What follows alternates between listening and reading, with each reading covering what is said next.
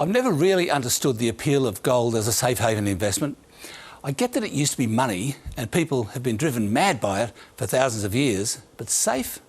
I mean, check out the gold volatility index. It's not exactly comfortable and relaxed. There was a time when it was safe. Between 1934 and 1971, it was $35 an ounce for the whole time because it was set at that price. So not an investment at all, really, just part of the global monetary system.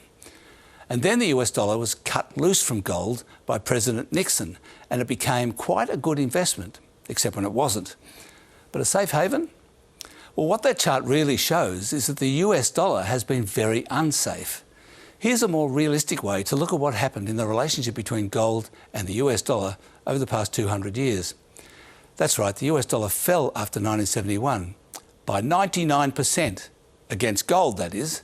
But because every other currency has also been devalued by every other government, the US dollar is still the same as it was in 1971 against those other currencies, including the Aussie dollar.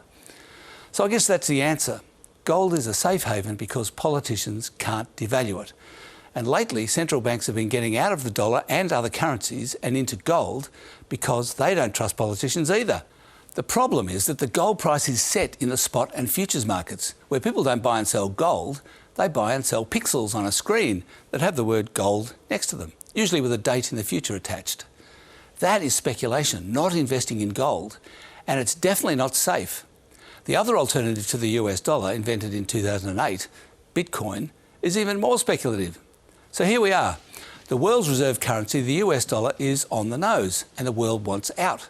But the two alternatives, one solid and shiny, one ethereal and incomprehensible, are speculations.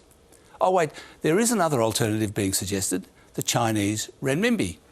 It's not controlled by politicians trying to get elected, but by a dictator. Maybe that'll work.